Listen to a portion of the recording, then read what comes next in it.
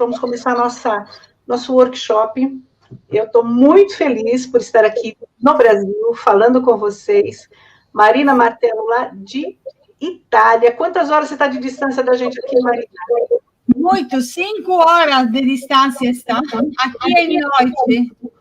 Aqui é noite, mas eu sou muito feliz de estar com você, porque isso é uma oportunidade grande por poder falar do nosso sonho de poder falar de pesquisa, porque para nós é uma grande paixão. Para quem vem acompanhando o nosso trabalho, até sabe, mas eu e a Marina somos amigas há até bem pouco tempo. Não é uma coisa que a gente se conhece há muitos anos. E a gente, na verdade, se encontrou na ocasião da pandemia, e por conta disso, a gente acabou vendo várias coisas que a gente faz em comum. E uma delas é fazer genealogia por paixão há muitos anos. Antes, nem eu nem ela trabalhávamos com isso. Era algo totalmente desprovido de qualquer objetivo profissional, de se lançar na internet como blogger, como qualquer coisa. A gente não tinha a menor ideia disso. Não, o objetivo era aquele de fazer o nosso árvore pessoal da nossa família, quando nós começamos isso. E começou exatamente assim, a gente fazer a nossa árvore com as nossas... com nossos poucos conhecimentos, porque quando eu e ela começamos, é interessante que a gente não tinha nada de recurso. Nada. E professor tinha, Marina? Não. A minha melhor escola foi todos os erros que eu fiz quando comecei a pesquisar. Sim. Essa foi a escola melhor que eu podia fazer, porque com cada erro eu aprendi muito. Essa é a escola maior que a gente pode fazer. Mas é um trabalho de paixão. Eu esperava de conhecer meu avô, meu bisavô, meu trisavô, por isso eu comecei a fazer isso. É mais importante ter a paixão para começar, porque, infelizmente, não existe na escola de genealogia, de pesquisa, não. A gente vai aprendendo fazendo erro. E é justamente por isso que nós combinamos de fazer esse workshop. Por quê? O que nós queremos entregar para vocês? É um caminho mais fácil de se chegar no resultado. Eu e ela, se juntarmos, deve dar uns 30 ou mais anos de experiência. Isso com as duas juntas, é claro, né, Marina? Claro. Mas o que acontece? O fato de nós não termos assim, um mentor, alguém que nos desse o caminho correto, fez com que a gente se perdesse muito no meio do caminho. Várias vezes a gente fez muita coisa errada. Então, a gente gostaria de estar conversando com vocês hoje sobre um projeto de trabalho que nós acabamos conversando e chegando à conclusão que se você usar esse método, que é um método de 5 etapas, 5 módulos, a gente pode falar assim, você vai ter muito mais sucesso. E um deles é sobre a história. Conta um pouquinho sobre o que é a história. Sim. Por fazer uma boa pesquisa, você precisa a gente poder saber a história que estava vivendo o nosso antepassado. Porque, como nós agora escolhemos de uma coisa na vida para a situação que nós estamos vivendo, a mesma coisa fez o nosso antepassado. Por exemplo, há 100 anos, quando a gente vai fazer a história da Marina Martello, no nosso árvore genealógico, coisa tem que fazer antes de descobrir aquilo que eu escolher. Vai haver que, neste momento da minha vida, eu encontrei a pandemia. A gente, coisa fez neste momento? Estava quedado em casa, se mudava de lugar? Não, a gente pode fazer um estudo sabendo coisas que concentram na minha vida, neste momento da história. Porque eu, como o nosso antepassado, faz parte de uma história grande, uma história pequena, e uma história grande, na história do seu país, do seu lugar. Isso é mais importante, porque se eu conheço a história, eu posso saber Por exemplo, um pouco tempo atrás, uma pesquisadora me perguntou uma coisa, que ela é uma minha aluna particular, porque é muito querida para mim. Quando ela precisa de ajuda no seu trabalho, ela me liga sempre. Ela me perguntou que estava pesquisando uma pessoa da Sardinha. Sim. Ela falou que estava na província de Cagliari. Eu falei com ela, você sabe que tem que ver a história. Por quê? Porque se você vai ver a história, vai ver que toda a Sardinha se chamava província de Cagliari. Eu, quando vou fazer uma pesquisa, tenho que saber também isso. A história é mais importante, porque é uma coisa que é junto à história do nosso antepassado. E às vezes as pessoas acham que isso é uma perda de tempo. Então a gente entende você que está começando agora, que, por exemplo, fala, não sei nem por onde começar. Aí você vê eu e a Marina falando de história, macrohistória ou a microhistória. Como é que a gente vai ajudar vocês a entender isso? Então, fique tranquilo, porque justamente o que a gente está falando é que vocês têm que entender o processo de como funciona, porque se a gente não perde esse tempo, que não é perder tempo, entendendo a história, montando um projeto, montando uma árvore corretamente, o que vai acontecer? Nós não vamos chegar na pesquisa. A nossa pesquisa vai demorar muito, a gente vai fazer muita coisa errada. Então, assim, a gente entende, porque tanto eu quanto a Marina, você fala tem 18, 20 anos de experiência cada uma, mas a gente começou como você, sem saber, com uma vontade danada.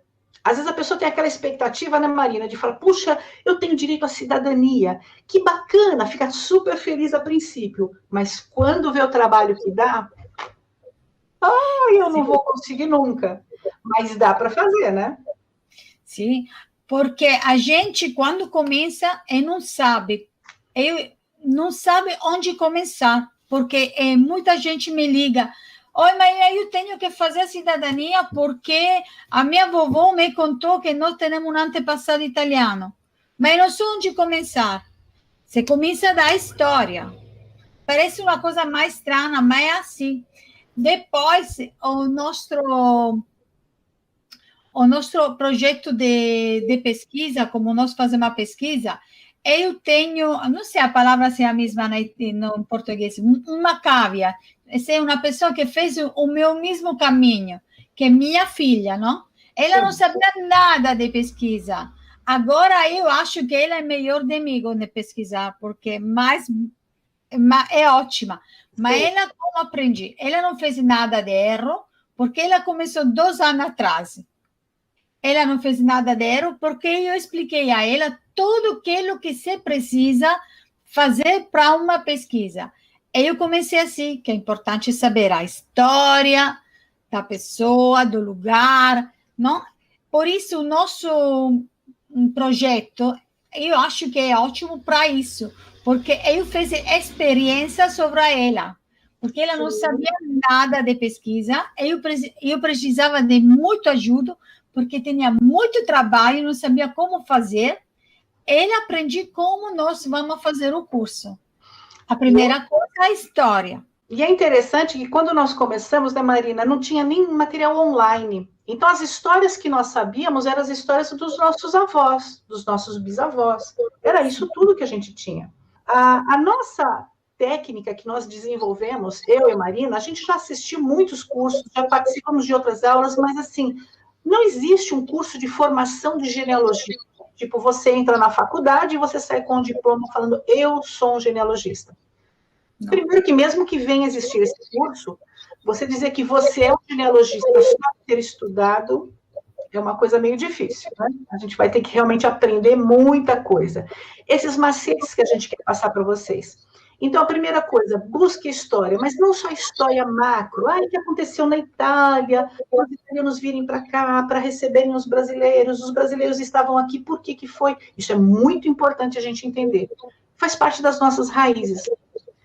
Mas a gente precisa entender também um pouco da microhistória.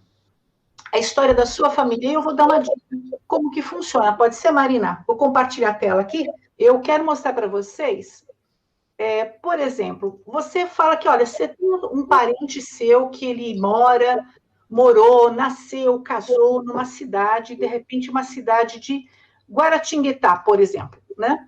Então, vamos supor que eu não sei nada, por onde que eu vou começar, mas eu sei que lá alguém da minha família nasceu em Guaratinguetá. Olha, eu tenho aqui Guaratinguetá município. Olha que isso aqui eu estou fazendo só assim rapidamente, para a gente poder ver a importância de saber a história. Eu sei que ele é um italiano, que ele veio para o Brasil, mas eu sei que de alguma forma ele nasceu, casou ou teve filhos nessa cidade. Eu abro o Google, olha a quantidade de informação que tem dessa cidade aqui. Eu abri aleatoriamente, hein, gente? Não estou nem estudando a respeito dessa cidade, mas só para vocês verem. A primeira coisa que eu vejo é que Guaratinguetá é um município de São Paulo, aqui tem algumas cidades onde são perto, então, de repente, pode ter parentes nessa região, nessa macro e micro região, que é do Vale do Paraíba. E eu vou aqui, por exemplo, a primeira coisa, a Prefeitura Municipal da Estância Turística de Guaratinguetá. Por que eu posso me interessar por essa página para eu fazer uma pesquisa? Vamos lá. Tem várias coisas aqui, e entre eles, opa, achei aqui, telefones úteis. Que tipo de telefone pode me ajudar? Vamos lá, tem biblioteca municipal, opa, de repente a biblioteca municipal tem a história da cidade, que tem alguma informação dela bem antiga, tem delegacia de ensino, tem uma série de... Olha uma coisa que tem aqui, velório municipal. Parece uma coisa meio, assim, estranha, mas quem vai fazer pesquisa genealógica tem que saber muito sobre o cemitério, sobre as pessoas que foram enterradas lá, e normalmente esses cemitérios estão atrelados a quem? A uma prefeitura. Então, ligar para a prefeitura, saber qual é a secretaria que cuida do cemitério, ligar para o cemitério, saber se tem algum site do cemitério online com os falecidos ou não. Isso tudo é muito legal para que a gente tenha o quê? Habilidade e buscar, e possibilidade de buscar quem? Os seus antepassados. Ok, anoto esses números e vou ver o que mais que eu posso conseguir sobre Guaratinguetá. Vamos lá, história da prefeitura. Vamos lá, ver o que tem na história. É a própria prefeitura, está falando sobre a história do local. Olha lá, está falando que em 1630 foi dedicada uma capela. Olha cá, de repente, depende do seu antepassado, se ele é muito antigo, talvez tenha informações nessa capela, que a gente pode se informar. Aqui está falando que em 1717 foi erigida uma imagem. Aqui, em 1844, Guaratinguetá é elevada à categoria de cidade. Olha que informação importante. Às vezes você está procurando alguém em 1810 em Guaratinguetá. Só que Guaratinguetá, em 1810, não era uma cidade. Olha como é importante você entender essa micro-história. Puxa, mas eu sei tudo dos italianos que vieram para cá, mas eu não sei nada de onde eles ficaram. Então, isso que eu queria mostrar para vocês, como é importante a gente ver esse tipo de história. Vamos ver lá, se a gente pegar, tem também notícias, vamos lá. E se eu colocar Guaratinguetá, vamos lá, imigrantes, ó, tem até a sugestão aqui, vamos lá ver. O que aparece? Opa, imigração italiana em Guaratinguetá. Olha que legal. Mostra tanto no Wikipédia, tem coisas aqui importantes. Arquivo Público resgata a história da imigração em São Paulo e fala de Guaratinguetá. Olha quanta informação, de repente, eu consigo só no Arquivo Público de São Paulo. Então, o que acontece? É muito importante a gente entender todas as possibilidades. Se eu não entendo se lá teve imigrante ou não, se eu não entendo quando a cidade passou a ser cidade, se eu não entendo se tem uma estação ferroviária, se teve uma hospedaria de imigrantes, se teve um livro falando sobre as famílias que foram para lá, se foram doado terras, se tem inventário ou não. Quanta coisa eu não sei daquele local. E eu preciso aprender. Então, é extremamente importante a gente ter essa macro e micro informação. A gente não pode ter medo de realmente cavocar a história. E por isso que a gente bate tanto. Então, é muito importante. A gente tem várias técnicas, de várias formas de você buscar essa informação. A Marina, por exemplo, lá na Itália, que tipo de história que pode ser pesquisada aí, Marina? Na Itália é mais importante fazer isso, porque a Itália é um país mais jovem. Por isso, cosa vai consentir? Que uma parte era Itália, começou a ser Itália no 1871, noutra parte no 1866, noutra parte no 1920. Tudo isso é mais importante, é um mudar contínuo na Itália. Cosa vai consentir? Que quando começou o Reino da Itália a pedir todo o lugar da Itália, e mudava nome, dos lugares se mudava em um lugar. Por exemplo, nós agora, neste momento, na Itália, nós temos a província de Massa Carrara. Sim. Um tempo atrás, era duas províncias, a província de Massa e a província de Carrara. Agora é a província de Massa Carrara. Isso é diferente, é uma só. Na Toscana, a Toscana é um lugar muito difícil, porque parte da província de Firenze, porque estava tudo Firenze, que agora em português é Florença, não? Sim. Mas agora é uma parte da província de Florença, agora é Lucca. Uma parte de Lucca é Florença. Uma parte que agora é Livorno, é um pouco de Lucca, um pouco de Florença. Todo o território está uma grande mudança. A gente tem que saber, porque eu posso dizer de onde é o seu antepassado. Você pode dizer, o meu antepassado é de Massa. De Massa, quando ele declarou no 1892, 95, eu não sei, que fui no Brasil, a gente perguntou a ele, de onde é você? Ele falava, eu sou de Massa. Mas agora a gente tem que dizer, eu sou de Lucca. Olha que diferença. Se a gente não entende esse mudar de cidade, se a gente não entra dentro da história, no momento em que a história aconteceu... Não pode saber. A gente não sabe mesmo. Então, é muito interessante essa parte da história. Eu e a Marina temos uma técnica de ensinar como fazer documentos de militares, documentos de inventários, documentos de arquivo nacional, arquivo estadual, listas de bordo. Ou seja, se você não entender como que você consegue localizar os seus, você realmente perde muito tempo. Porque é o teu negócio, você procura na cidade errada. Ela está do lado, às vezes. E você lá procurando em livros, em 10, 15, 20 livros, 3, 4 mil folhas viradas de um documento que está errado. Se eu não faço um projeto, não posso organizar uma pesquisa. Porque coisa faço? O meu antepassado pode ser que ele chegou no Rio de Janeiro. Vou pesquisar tudo no Rio de Janeiro. Mas assim, Rio de Janeiro é grande. Pode ser que não é no Rio de Janeiro, mas ele foi em São Paulo. Depois eu faço a pesquisa na Itália e digo, vou pesquisar na Itália. A Itália tem 21 regiões, 8.000 comunes. Eu não posso dizer isso se não tenho um projeto. É igual as pessoas que falam assim, eu sei que meu avô é de Minas Gerais. Minas Gerais é enorme. Minas Gerais onde, meu querido? Mesma coisa na Itália. Eu sei que é italiano, eu tenho certeza que a pessoa sabe. Mas da italiano de onde? Então, nós temos que fazer um projeto. O que é um projeto? É pegar todas as informações que nós temos, do que o seu familiar te passou, de árvore genealógica que você já desenvolveu, que você linkou com alguém, e falar, bom, agora eu vou acalmar e vou pensar quem é minha prioridade. Então, não adianta ficar procurando pai, mãe, filho, tio, avô, italiano, brasileiro, espanhol, português de uma vez só. Porque acontece o quê? Você não procura nenhum. Você começa a folhear um livro, dali a pouco desiste aquele, folheia outro. E depois de uma semana, fala assim, vou nesse livro aqui, você já estudou, já fez aquilo lá, você não lembra, porque você não tem um foco, você não anotou. Então, eu e a Marina desenvolvemos uma técnica de você fazer um projeto.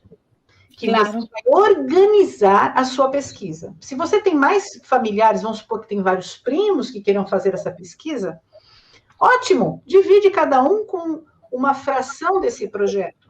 Mas não faça todo mundo procurar no mesmo lugar, é perda de tempo. Não faça todo mundo procurar em lugares totalmente desconexos, que aí você não consegue afunilar a tua pesquisa. Então, nós falamos de história e projeto, nós temos que ter foco. Primeiro, falar, eu preciso achar tudo sobre esse italiano. E quando fala tudo, é pai, é filho, é irmão, é tio, é sobrinho, porque às vezes a informação preciosa vai vir num documento colateral. Claro. Naquele irmão que nasceu lá, que ele nem tem filhos, morreu novo ainda, mas no documento dele está mais completo. Fala que o pai dele é de uma cidade que na minha família não fala. Já não aconteceu, Marina, de chegar aquele detalhezinho para você? Nós mesmos já fizemos algumas pesquisas assim, onde você me pediu para fazer uma pesquisa, não tinha informação nenhuma, e de uma irmã dele chegou o detalhezinho de onde ela era. Aí, hoje me consentiu uma coisa em uma pesquisa que eu encontrei onde é o lugar de nascimento. Sim. Porque num documento, o antepassado que eu estava pesquisando era testemunho de batismo, era padrinho. Era um parente, era padrinho de um seu sobrinho, e no certidão do batismo se encontrava o nome do lugar do primo. E aí estava também ele, porque a gente tem que ver todo, fazer uma coisa organizada, poder ler o documento, porque o nome do padrinho pode ser útil, mais útil. Isso é mais importante, mas isso eu posso fazer se eu faço uma pesquisa organizada. Porque se eu faço uma pesquisa organizada, eu tenho tempo de ler todo, mas se eu não faço uma pesquisa organizada, eu vou dizer, eu sei que é da província de Lucca, vou ver todo o comune de Lucca, vou ver tudo. Eu não posso fazer uma boa pesquisa, porque não tenho tempo. Preciso de mais tempo por fazer tudo isso. Mas eu tenho um projeto. É uma coisa que eu depois eu falo sempre com todo meu cliente.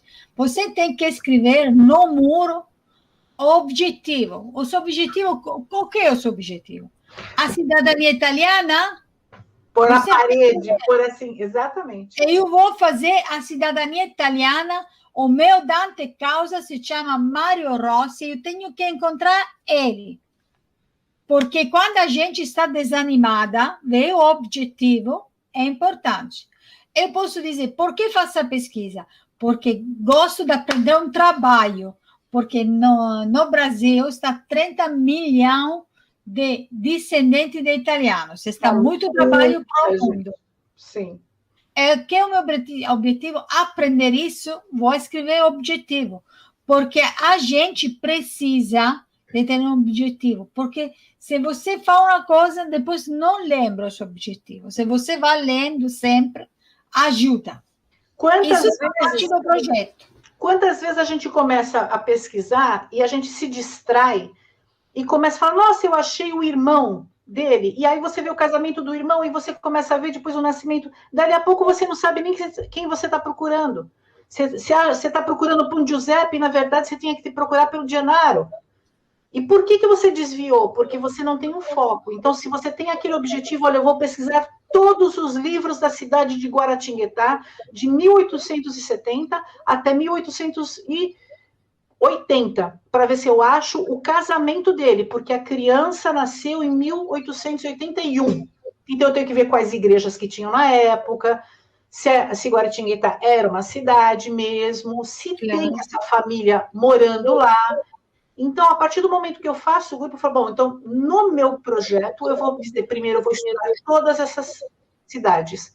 Eu vou pegar todos esses livros. E aí eu vou ticando um por um. Por mais que você fale, eu queria tanto avançar rápido, vai por eliminação, vai tirando, aqui não está, aqui, opa, aqui eu encontrei. Vou seguir por esse caminho, refaz o seu projeto.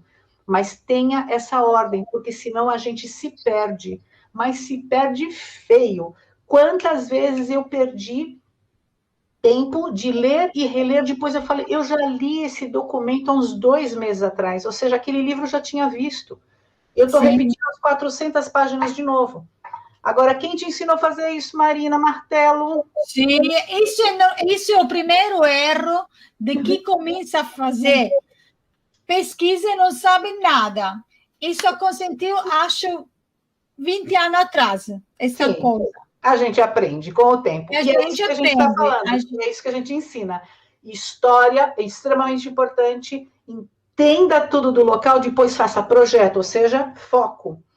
O terceiro módulo, ou terceira aula, ou terceiro passo, a gente fala que é o quê? Árvore genealógica. Ah, mas é fácil. Eu vou lá no Family Search e ponho um monte de dado lá, né, Marina? Sim, eu fiz uma consulta que estava na senhora que tinha muita paixão para pesquisa. Ela já tinha cidadania italiana, mas gostava de saber muito da sua família. Porque ela fez a cidadania do lado paternal. Ela gostava de descobrir todo o lado maternal. Ela fez uma pesquisa grande, tinha uma árvore grande, mas ela não entendia onde estava o problema.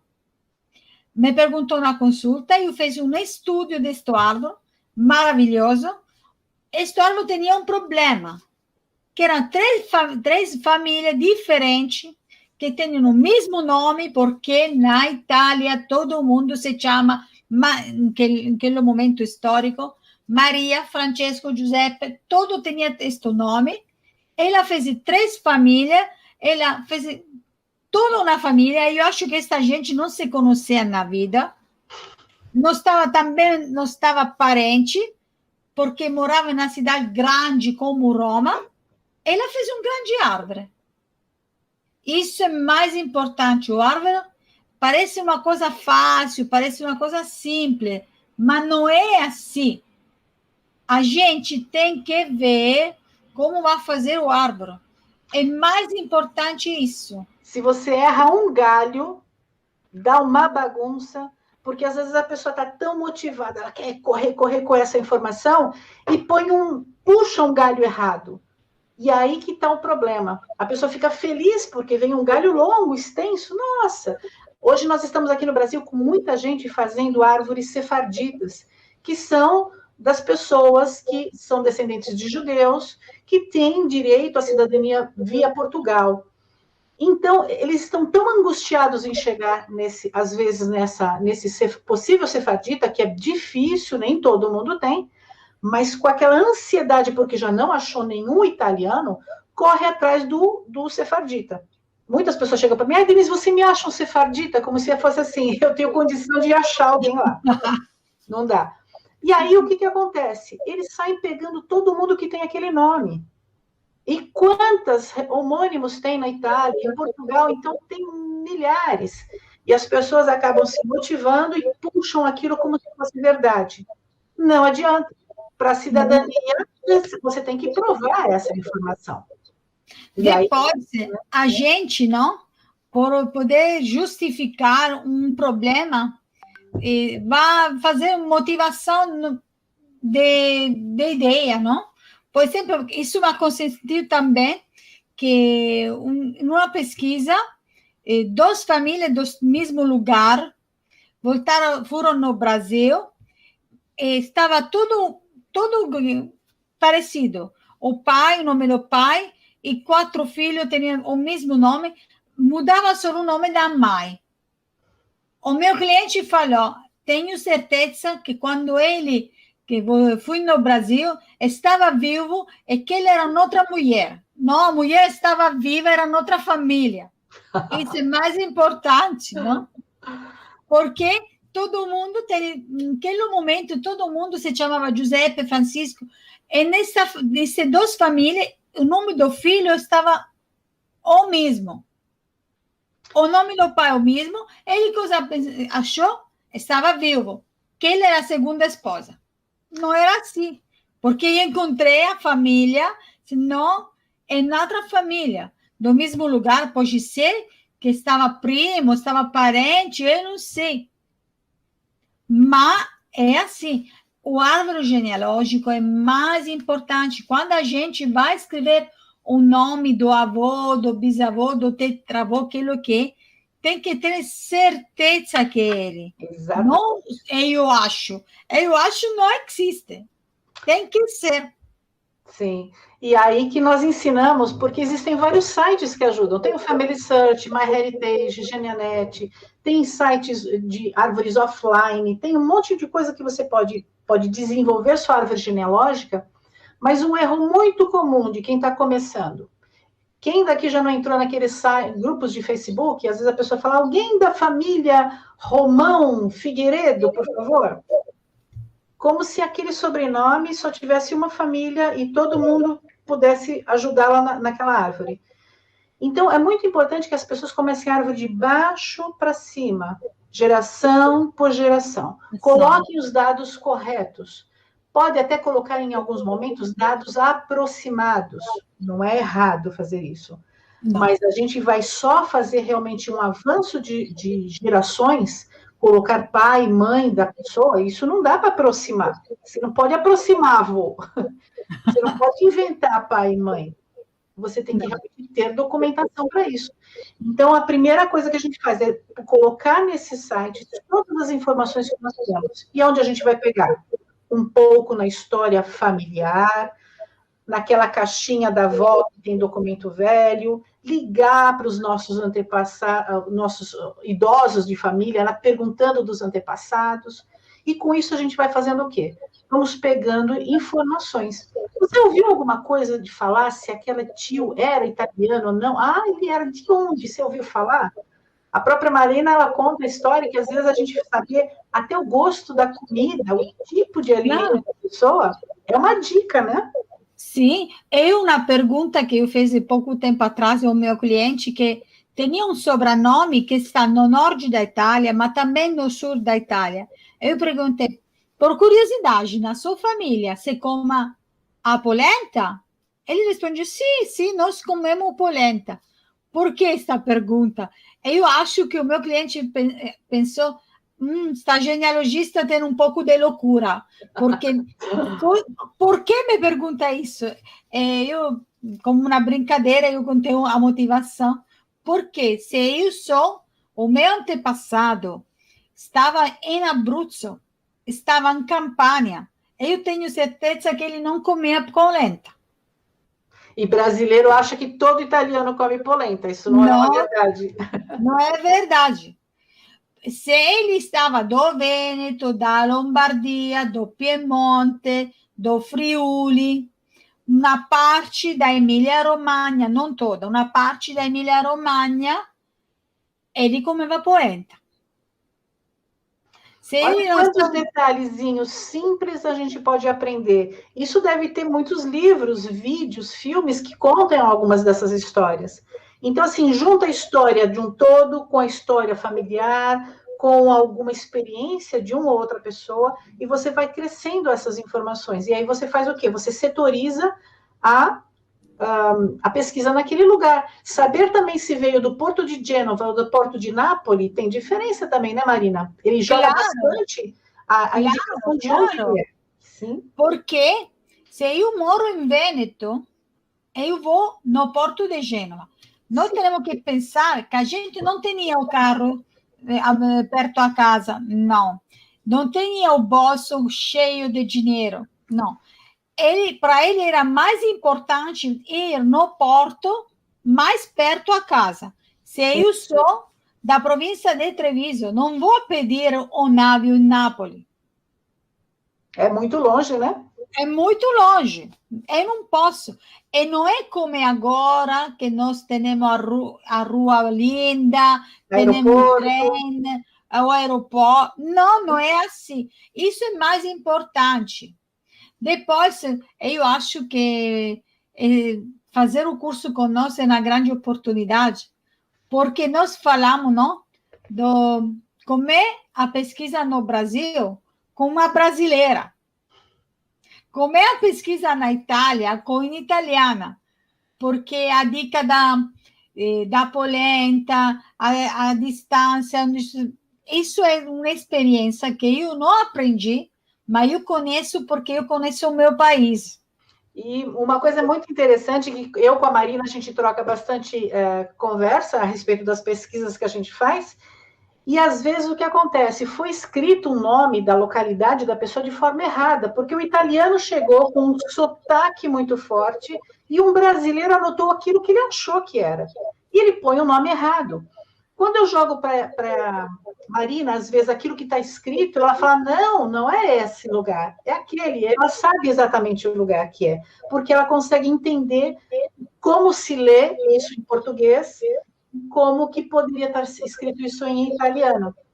Então, assim, são detalhes muito legais que, por isso que a gente convida vocês, fiquem conosco, compartilhem suas experiências, vamos começar a ter essa experiência de troca, porque é bastante interessante. A gente tem feito alguns cursos e alguns grupos que a gente junta esse pessoal e a gente começa a conversar e é muito legal, a gente troca muita experiência. Mas falando dessa nossa técnica de 5 etapas, então nós temos a primeira história, a segunda projeto, a terceira árvore genealógica, e temos 2 partes que a gente deixou só para pesquisa, com muitos detalhes de pesquisa. Por quê? O que vai pesquisar? A pessoa que está começando agora, fala, eu não sei nem por onde começar. Não tem a menor ideia do que pesquisar. E um erro muito grande que quem está começando faz é chegar no Family Search, no MyHeritage, ou em qualquer outro site de genealogia, põe o nome do pai, põe o nome da mãe, põe a data de nascimento e dá um Enter. E fala, vou esperar para ver se ele pula na minha cara, né?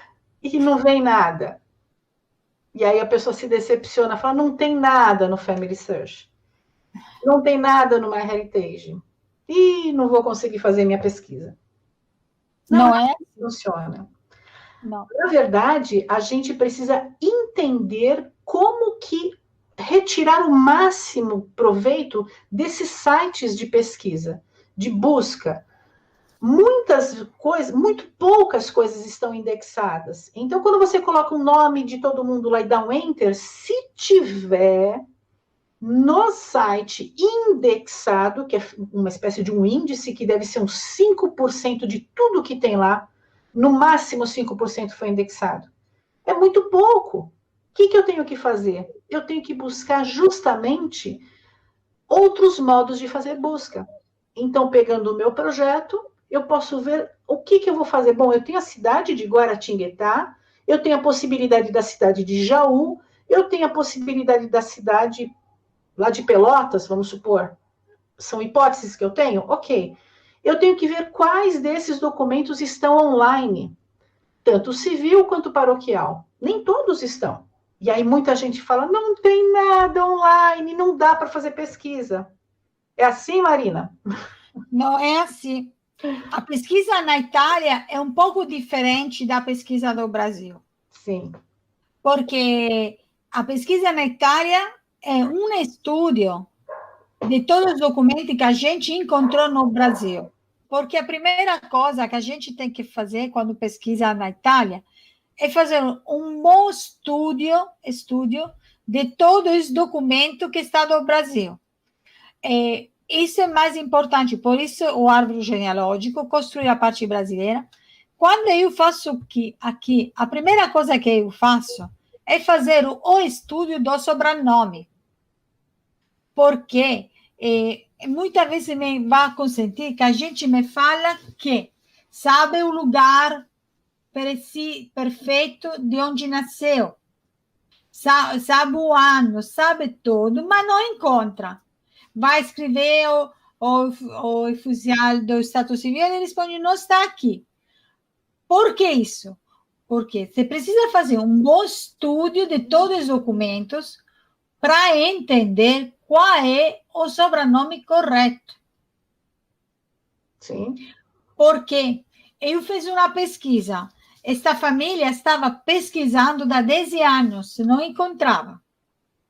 porque ele escreveva no comune, ele sabia o nome perfeito, escreveva no comune que ele estava pesquisando, buscava o nome de Vidotti Alfredo.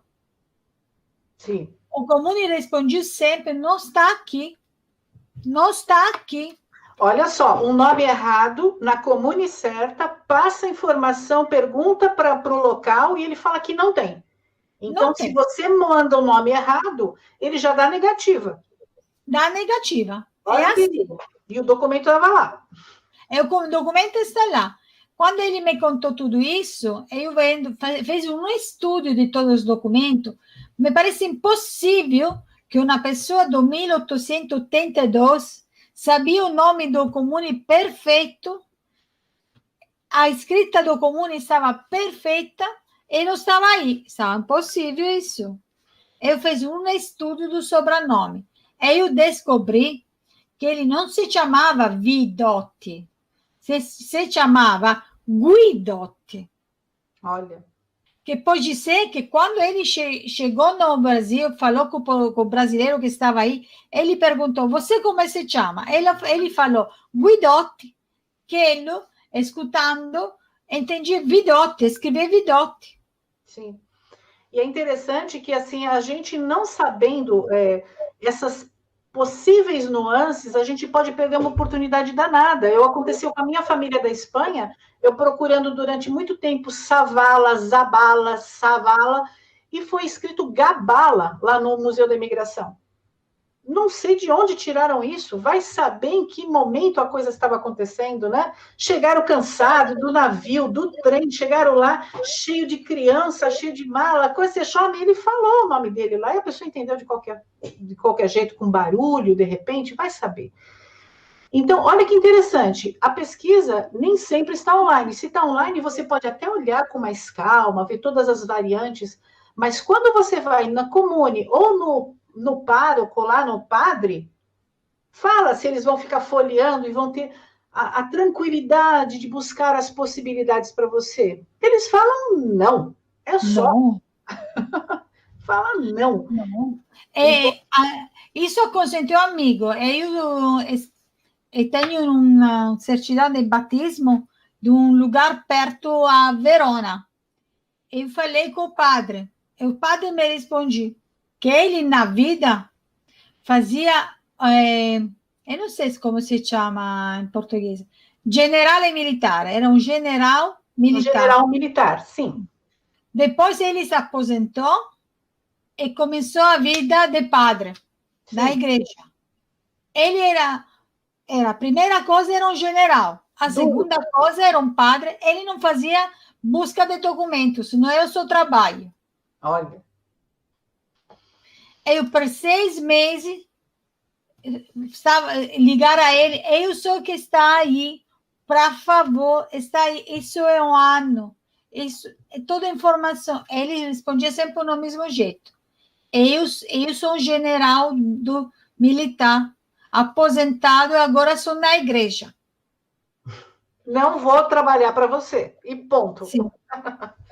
Então, depois ele fez o certidão, mas por que ele fez o certidão? Porque eu sabia tudo desta pessoa. Sabia o ano de nascimento, sabia o nome da mãe, sabia o nome do pai. Mas se eu vou escrever, que não sei nada, eu sei só que nasceu aí, eu vou escrever, oi padre, você pode pesquisar o Mário Rossi, que nasceu no 1800 tanto, ou 1890. Que ele fala, coisa você está dizendo, você não está interessado. Simples assim, não. E acabou. Não. Então, assim, nós vamos ensinar pesquisas online até onde você consegue chegar, porque você consegue avançar bastante. Porque se você chega com esse papelzinho aqui e fala, tá aqui, eu já cheguei a encontrar um documento que a comune falava que não estava. Que a pessoa procurou e falou, não está. E eu achei o documento online, dei um print, mandei para a pessoa levou e falou, mas como é que você tem essa folha? Né? Porque, sabe por que eles não sabiam? Não tinham, diziam que não tinham? Porque era o único livro que não tinha índice. Eles procuraram no índice, não achou, ele não vai folhear livro nunca. Então, você tem que entregar a pesquisa mais completa possível, com a maior justificativa possível.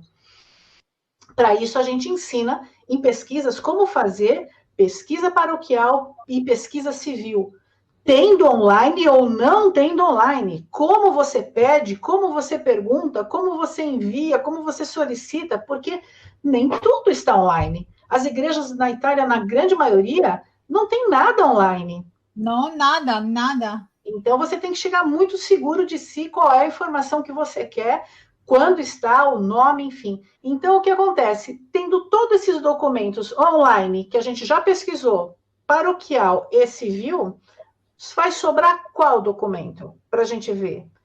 Muitos. Nós temos jornais que a gente pode fazer pesquisa, nós temos lista militar, a Marina mesmo, ela é craque de fazer busca nessas listas de leva lá na Itália, porque às vezes o que acontece, até lista de pessoas que morreram em batalha, você consegue descobrir da onde é o lugar que saiu aquela família. Claro. O morto não veio para o Brasil, mas de repente ele era irmão daquele que veio. Então você começa a buscar um monte de informação muito interessante. Então essas listas de navio, lista de hospedaria de imigrante. Aqui no Brasil as pessoas acham que a hospedaria de imigrante só tem aquela de São Paulo, que é a mais conhecida, mas tem muitas. Muitas não têm coisas online, outras têm algumas coisas online. Nós temos inventários, nós temos bibliotecas municipais que contam história, nós temos livros que falam sobre a história dos imigrantes num determinado lugar, que tem a relação das famílias. Essa semana eu estava fazendo pesquisa por uma família, ajudando uma pesquisadora, que ela estava justamente falando, puxa, tem 2 Luides na família lá que ela estava procurando, né? E esses 2 Luides, eu não acho o nascimento dos 2, mas tem uma menina que chama Luídia. E um Luigi, mas lá estava escrito 2 Luides, como se fossem 2 meninos. Só que mais em cima tinha uma irmã chamada Rosso. Isso não é nome de mulher. Só que no livro dos imigrantes, da chegada deles, dizia que a menina chamava Rosa. Então, você pode ver, Rosso dá a impressão de ser um homem, e não era uma Rosa, era uma menina. Então, às vezes você pega uma lista de imigrantes, você bate com uma lista do livro do local, dos colonos onde foram dados terra para esse pessoal, que a gente vai descobrir muita coisa, um óbito, às vezes um óbito de alguém que foi anunciado num jornal, tem a relação de todos os filhos dessa pessoa lá. Então, é muito documento para procurar, é muito lugar. O seu antepassado, o antepassado da pessoa que você procura, ele não fez apenas 1, 2 documentos na vida dele inteira. Ele teve marcas em vários lugares. Ah, mas pegou fogo a igreja. Ah, mas um filho morreu no navio. Ah, mas teve inundação no cartório. Pode ser verdade e às vezes não é verdade. A gente tem que realmente aprender. Uma hora que nós estamos falando com vocês, a gente não consegue entregar para vocês tudo o que pode ser feito. Mas, o que acontece? Nós temos para oferecer para vocês agora também um outro produto. Porque os nossos vídeos, mesmo de Instagram ou de YouTube, são vídeos de 5, 10, 15 minutos no máximo. Nós estamos propondo agora um curso básico para você que não sabe nada. Sabe essas 5 partes que a gente falou? O que nós vamos fazer com essas 5 partes? Nós vamos colocar em aulas de 1h30, cada uma delas. Então, nós vamos ter 5 módulos de 1h30 cada um deles, falando sobre história, projeto, árvore genealógica, pesquisa 1, pesquisa 2, com tudo, link, prática de como é que faz, material didático, e uma coisa que ninguém tem, eu nunca vi pelo menos, nenhum grupo que eu participei, nós vamos montar um grupo de WhatsApp, esse é um plus que a gente vai dar, é um brinde que a gente vai dar para vocês. Nós vamos montar um grupo de WhatsApp com as pessoas que entrarem nesse curso, que comprarem esse curso, para assistir a hora que quiser. A hora que quiser, são 3 vídeos de meia hora cada módulo. Então, tem uma hora que a Marina fala mais, outra hora falo eu mais, outra hora nós falamos juntas. Tem de tudo lá. Tem material didático e a gente está oferecendo para vocês, na verdade, essa possibilidade. Então, quem não se inscreveu ainda e quer se inscrever, naquele www.detetivesdopassado.com.br, o que acontece? Vai gerar uma informação para vocês de como faz para obter esse curso. É um curso de 5 módulos, num preço super acessível, gente, porque eu já participei de cursos caros, eu participei de cursos baratos, e a gente estudou bastante como fazer para chegar para vocês, e dá para todo mundo participar. Então, na verdade, assim, a ideia é, ele pode ser dividido em 12 vezes, e, na verdade, sai mais ou menos o valor de uma pizza por mês, durante um tempinho, claro. E eu acho que é uma coisa que dá para quem quiser aprender, quem confiar no nosso trabalho, tá aí uma sugestão. Curso básico de genealogia, com pagamento bem longo para vocês, e com um grupo de WhatsApp. Por quê? Nós já fizemos um curso, eu e a Marina, que foi muito legal. E a gente criou um grupo de WhatsApp que até hoje continua com a gente. Marina, quanto tempo faz que a gente já fez esse curso? Acho que foi 3 meses, 4 meses, não lembro. E a gente continua conversando lá. E é interessante porque, assim, a dúvida que você tem, às vezes você não vai ter agora. Por exemplo, eu não consegui abrir o chat lá do YouTube para ver até as perguntas que tem. Mas existem perguntas, por exemplo, a Gisele, olha, não esqueci, Gisele, que ela falou que estaria assistindo aqui, e ela me colocou uma pergunta. Como que eu faço se o meu padrasto ou avô, eu não me lembro quem, ele foi casado, ele se divorciou e se juntou com alguém da família? Como que eu faço na árvore genealógica? Isso é possível? Claro que é. A árvore genealógica aceita casais, vários casais da mesma família, porque houve morte, ou porque houve divórcio, ou casais que são biológicos e adotivos. Então, tem um monte de coisa que dá para ser feito. Só que essas perguntas, às vezes, não vai aparecer na hora que a gente está fazendo o workshop. Vai aparecer depois que você começar a mexer com o trabalho. Então, esse grupo de WhatsApp que a gente está oferecendo é um grupo onde nós vamos conseguir falar com vocês e vocês conosco, fazendo perguntas, dando ideias, e o melhor, um trocando ideia com o outro. Uma coisa é você fazer a história da sua família bem suavemente. Então, você pode aprender, quebrar a cara, ir devagar, e perguntar, e a gente responde, viu? A Marina não esconde ouro, nem eu. Pode perguntar, que a gente vai andando. Mas, às vezes, as pessoas querem andar um pouco mais rápido, elas precisam disso. E é isso que a gente quer oferecer para vocês. E também existem as pessoas que querem se tornar profissionais da área. Então, nós vamos dar dicas certinhas, links. Olha, procura nesses links. Abre aqui, procura desse jeito. Tem muita gente que tem dificuldade em arquivo nacional, tem dificuldade com lista de leva, tem dificuldade de entender aquelas letras ruins. Então, às vezes, precisa de ajuda. E a gente vai ter esse grupo de WhatsApp, que eu duvido que você conheça um curso que, além de ter o curso, de falar, vendi, quero nem saber de você. Falar, não, agora você é minha amiga de WhatsApp.